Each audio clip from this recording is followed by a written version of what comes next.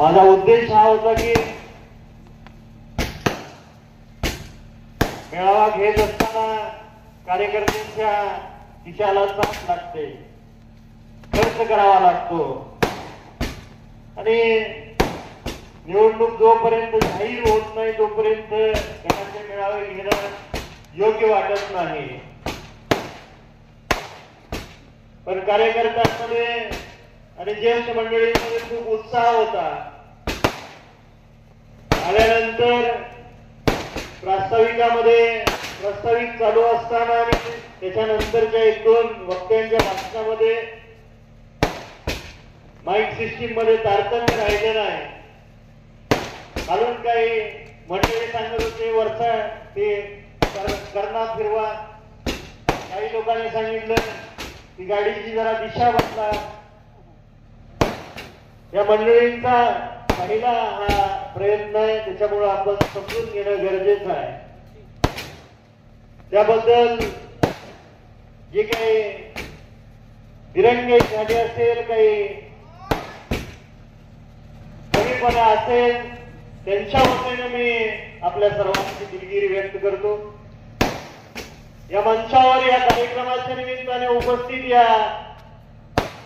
तालुक्याचे चिटणीस आमचे मार्गदर्शक सन्माननीय दादासाहेब बाबर, मंचावरील सर्व मान्यवर समोर बसलेली या गटातली आणि आसपासच्या भागातून आलेली सर्व वडीलधारी मंडळी, आजी माजी सरपंच, उपसरपंच, आजी माजी चेअरमन, व्हाईस चेअरमन, संचालक मंडळ, ग्रामपंचायतीचे सदस्य, मंचावर बसलेले सर्व आजी माजी जिल्हा परिषदेचे सदस्य, सर्व माजी पंचायत समितीचे सदस्य आणि विशेष करून या गावातून आलेली सर्व वडीलधारी मंडळी, तरुण सहकारी मित्रांनो, खूप चांगलं स्वागत केलं. खूप चांगला मेळावा आपण या ठिकाणी पहिल्या प्रयत्नामध्ये आयोजित केलेला आहे. बऱ्याचशा मंडळींचं म्हणणं होतं की या प्रांगणामध्ये हे प्रांगण कमी पडेल. मी 2-3 दिवसापूर्वी विचारलं की आपण जागा बदलायची का, गाव हेच ठेवूया पण जागा बदलायची का. त्यांनी सांगितलं की आपण त्याची सर्व सोय केलेली आहे. एवढं मोठ्या उत्साहामध्ये आपण स्वागत केलं. आल्यानंतर मला विशेष करून आनंद झाला. नंदाबाई राजाराम सावंत अंधार पडला होता. वय वर्ष मला वाटतं 60-65 वय वर्ष असेल त्या आजीचं, किंवा त्याच्यापेक्षाही जास्त असेल. त्या हातात ताट घेऊन अंधारामध्ये उभ्या होत्या की आबासाहेबांच्या नातूची गाडी कुठं आहे आणि नातूला थांबवून त्याचं औक्षण करायचं. त्या बहुजन वर्गातले हे का उदाहरण तुम्हाला सांगायचं आहे की स्वर्गीय आबासाहेबांनी या तालुक्याचं राजकारण आणि समाजकारण करत असताना तळागाळातल्या सर्व जाती धर्मांना सोबत घेऊन, गोरगरीब कष्टकरी वर्गाला सोबत घेऊन समाजकारण केलं. त्या पद्धतीने आबासाहेबांना या तालुक्यातल्या जनतेने मान सन्मान दिला, या गावातल्या जनतेने मान सन्मान दिला आणि आज आबासाहेबांचा नातू आमदार झाला, आपल्या गावात येतोय, कार्यक्रमाला येतोय. अंधार पडला असताना सुद्धा त्या आजी माझ्यासाठी औक्षण करण्यासाठी थांबल्या होत्या. हा आबासाहेबांचा विचार आहे, आबासाहेबांचा संस्कार आहे. हे का सांगितलं? मागच्या 3-4 महिन्यामध्ये या तालुक्यामध्ये काही मंडळींकडून विकासाच्या वंदना केल्या जातात. काही नेते मंडळी मागच्या 50 वर्षामध्ये आपल्या दैवताकडून या तालुक्याचा विकास झाला नाही.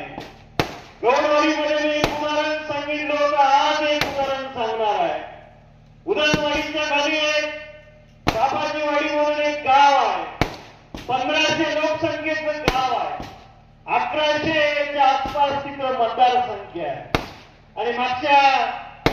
काही दिवसांमध्ये त्या गावामध्ये विविध क्षेत्रात त्या उल्लेखनीय कामगिरी करणाऱ्या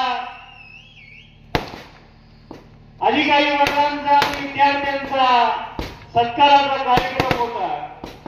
त्या कार्यक्रमाच्या निमित्ताने गेल्यानंतर मी माहिती घेतली त्या 1500च्या लोकसंख्येच्या गावामध्ये 30च्या आसपास शिक्षकांची संख्या आहे. जवळजवळ 15 विद्यार्थी वैद्यकीय क्षेत्रामध्ये शिक्षण घेत आहेत. डॉक्टर महावीर आंबेडकरचा वैद्यकीय क्षेत्रातला त्या गावचा सुपुत्र शहराच्या ठिकाणी लहान मुलांना आरोग्याची सेवा देत आहे. विजय आंबेडकरचा त्या वाडीचा सुपुत्र नवी मुंबई सारख्या ठिकाणी स्वतःच्या जोरावरती स्वतःच्या कष्टावरती त्या ठिकाणी खूप चांगला उद्योग व्यवसाय त्या ठिकाणी उभा केलेला आहे. 15च्या आसपास त्या ठिकाणी इंजिनिअरिंगला मुलं शिक्षण घेत आहेत. काही मिलिटरीमध्ये आपली देशाची सेवा बजावत आहेत. मला सांगा, आसपासच्या तालुक्यात आणि आसपासच्या जिल्ह्यामध्ये 1500 लोकसंख्येच्या गावामध्ये एवढी जर शिकलेली मुलं असतील, एवढे शिकलेले अधिकारी असतील, तर मला सांगा की हा विकास हा स्वर्गीय आबासाहेबांमुळे झालेला विकास आहे. आज इथं आल्यानंतर मी चौकशी केली. इथल्या आपल्या लोटेवाडी गावातल्या शेती जमिनीचा भाव काय. या ठिकाणी मला सांगितलं की आसपासच्या गावामध्ये आणि आपल्या गावामध्ये एकरी 25, 30, 35 लाखाला एकर जातोय. आसपासच्या तालुक्यात तिथे किरण भाऊ तोच व्यवसाय करतात. त्यांना मी विचारलं आसपासच्या तालुक्यात काय भाव आहे, तर जवळजवळ 8, 10, 12 लाख रुपये एकरी भाव आहे. ही जी तफावत आहे ही स्वर्गीय आबासाहेबांचा विकास आहे. आम्हाला विकास काय असतो हे सांगायला लावू नका. आमच्या तालुक्यामध्ये कुठलाही शेतकरी कामगार पक्षाचा कार्यकर्ता 2 नंबरचा व्यवसाय करून गाडी बंगला किंवा इतर गोष्टी मिळवणार नाही. इतर वाम मार्गाला एखाद्या गावातला तरुण चुकीच्या मार्गाला लावणारा आमचा पक्ष नाही. निश्चितपणे बऱ्याचशा वेळा या तालुक्यामध्ये आता भाषण करत असताना बऱ्याचशा वक्त्यांनी सांगितलं, टीका केल्या. बऱ्याचशा वेळा माझी हात जोडून तुम्हाला विनंती आहे, अजिबात कोणावर टीका करायची गरज नाही. जे कोणी पक्ष सोडून गेलेले आहेत, बऱ्याचशा त्यांच्याही पिढ्यांनी आपल्या पक्षाचं काम केलंय, आबासाहेबांना सहकार्य केलंय, हे आपण विसरायचं नाही. पण वाईट एवढंच वाटलं, ही माहिती घेतली संगमाप्पा आबासाहेबांचा 11 तारखेला आपण निषेध व्यक्त केला. तुमच्या सर्वांच्या आग्रहास्तव आपण तो तहसील समोर निषेध व्यक्त केला. त्यांनी सांगितलं भाषणामध्ये की आबासाहेब आमचं दैवत आहे. 10 तारखेच्या कार्यक्रमामध्ये 11 तारखेचा निषेधाचा कार्यक्रम तहसील समोर चालू असताना एक 38ला त्याच ग्रुप मधल्या एका व्यक्तीच्या स्टेटसला मी एक पोस्ट पाहिली की त्यांनी आपल्याच तरुण सहकार्याचा पक्षामध्ये प्रवेश करून घेतला आणि त्यांनी ती पोस्ट ठेवली होती. खरंच जर आबासाहेबांना दैवत मानत असता तर निदान एक दिवस तरी तुम्ही थांबला असता. आम्ही निषेध करत असताना ज्याच्याकडून ते चुकीचं कृत्य घडलं तुम्ही सामील व्हायला हवा होता. या पद्धतीनं जे काही सोडून गेलेले त्यांच्याकडे लक्ष द्यायची काही गरज नाही, त्यांच्यावर टीका करायची गरज नाही. आज जरी काही कारणास्तव ते सोडून गेले असतील, कधी कधी मला वाटतं, मी एकटा असताना विचार करतो की आपल्याकडूनच काहीतरी कमीपणा झाला असेल, आपल्याकडूनच काहीतरी चूक झाली असेल आणि त्याच्यामुळं आपल्या चुकीमुळं ती लोक सोडून गेली असतील.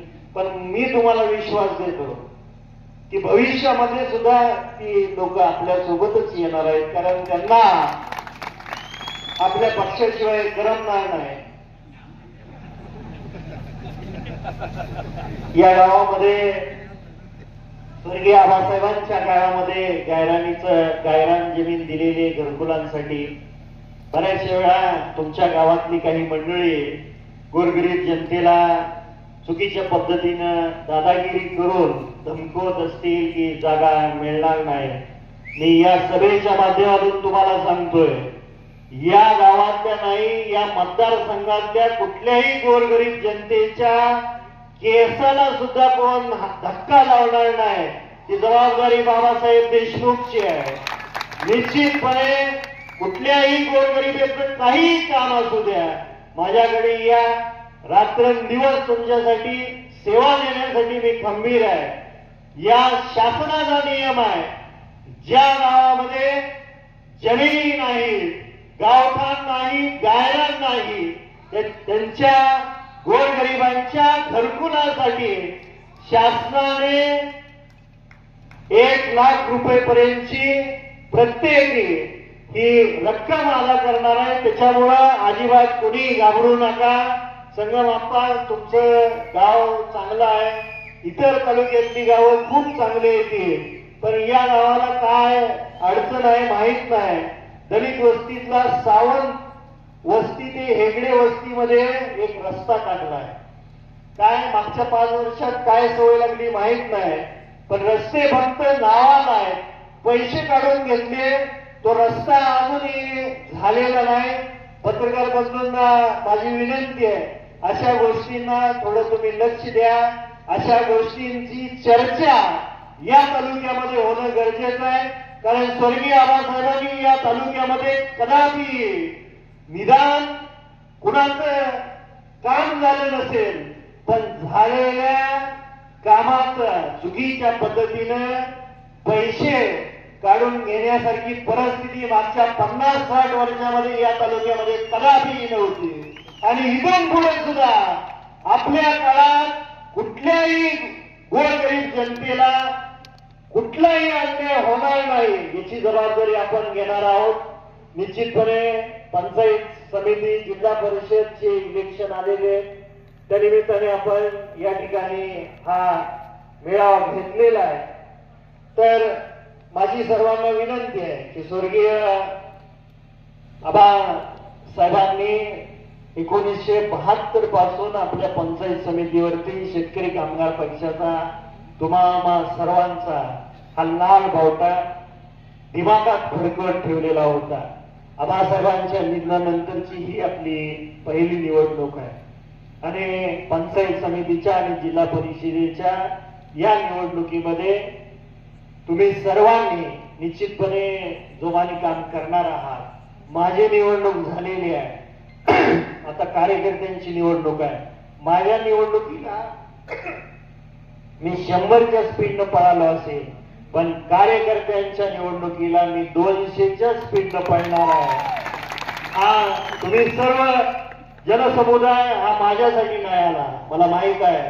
तुम्ही आबासाहेबांची लेकरं आहात, आबासाहेबांचे तुम्ही कार्यकर्ते आहात आणि आबासाहेबांचा विचार जगवण्यासाठी या ठिकाणी मोठ्या संख्येने तुम्ही आलेला आहात. निश्चितपणे तुमच्या निवडणुकीला 200च्या स्पीडनं पळणारा आहात. शेतकरी कामगार पक्षाचा कार्यकर्ता आहे. या तालुक्यावरती, या पंचायत समितीवरती परत एकदा आपण लाल बावटा फडकवल्याशिवाय थांबायचं नाही. आज या ठिकाणी मेळावा झालाय म्हणून अजिबात शांततेत झोपायचं नाही. प्रत्येक या गटात मी आज फिरत होतो, दिवसभर या गटातच आहे. मी काही कारणास्तव होतो, पण बऱ्याचशा गावांमध्ये फिरत असताना मला समजलं की कुणीतरी फिरतंय. बऱ्याचशा लोकांनी त्यांचा उहापोह त्यांच्या भाषणातून केला. या ठिकाणी बेलवस्तीची पोर आहे, ती बेलवस्तीच्या पोरांना तेच कार्यकर्ता किंवा तो नेता निवडणुकीच्या अगोदर, विधानसभेच्या निवडणुकीच्या अगोदर त्यांच्या समोर त्या नेत्यांनी वक्तव्य केलं होतं की जोपर्यंत तो नेता जिवंत आहे तोपर्यंत बाबासाहेबाला काय आमदार होऊ देणार नाही. असल्या डरकाळ्या आमच्या समोर फोडायच्या नाही. त्या जी काय दादागिरी आतापर्यंत तुम्ही या गावावरती केली असेल, इथून पुढे या गावावरच नाही या तालुक्यावर कदापि होणार नाही याची जबाबदारीने परत परत मी तेच सांगतोय. ही माझी जबाबदारी या तालुक्याचा लोकप्रतिनिधी मी आहे. मागच्या 11 महिन्यात काय सोसलंय हे मला माहित आहे. निवडणुकीच्या अगोदर आज माझं वय 37-38 वय आहे. एवढ्या तरुण वयामध्ये माझ्या पाठीशी तुम्ही या ठिकाणी मोठ्या संख्येने उपस्थित राहिला याचा अभिमान मला आहे आणि ही गोष्ट कदापि जीवनभर मी विसरणार नाही. पण तुम्हाला सांगायला मला म्हणजे अत्यंत दुःख होतंय, पण हे सांगणं गरजेचं आहे. माझ्यावरती तुम्ही शिरतोडे उडवले, माझी कापडं फाडण्याची काही वेळेला प्रयत्न केलं, पण माझ्या बायकोला सुद्धा तुम्ही सोडलं नाही. एवढी वाईट विचारसरणी तुमच्या लोकांची आहे. ही वाईट विचारसरणी फेकून काढण्याची वेळ आपल्या हातात आलेली आहे आणि येणाऱ्या निवडणुकीमध्ये आपण चांगल्या पद्धतीने ती ठेचून काढूया. हा विश्वास आपण स्वर्गीय आबासाहेबांना द्यायचा आहे, कारण आबासाहेब वरून बघत असणार आहेत. या येणाऱ्या निवडणुकीमध्ये चांगल्या पद्धतीने आपण लालबावटा फडकूया. कायम जोडवडीत सुद्धा असंच पावसाने शुभ संकेत दिला. आज आपल्या गावात सुद्धा पावसाने शुभ संकेत दिलेला आहे. त्याच्यामुळं प्रत्येक गावामध्ये तुम्ही गेल्यानंतर एकदम सावध रीतीनं इथून पुढच्या काळामध्ये निवडणुकीपर्यंत तुम्ही काम करायचं आहे आणि तुम्ही काम कराल अशी अपेक्षा व्यक्त करतो. मोठ्या संख्येने या ठिकाणी उपस्थित राहिला. चांगल्या पद्धतीनं या गावाने हा मेळावा आयोजित केला त्याबद्दल शेतकरी कामगार पक्षाच्या वतीनं माझ्या वतीनं या गावकऱ्यांचं आणि आपलं अंधकरणपूर्वक आभार मानतो. जाताना सावकाश जायचं आहे. इथं पोलीस मंडळी आहेत, त्यांना अजिबात त्रास होणार नाही याची काळजी आपण सर्वांनी घ्यावी एवढी विनंती करतो आणि मानतो. जय हिंद, जय महाराष्ट्र, लाल सलाम.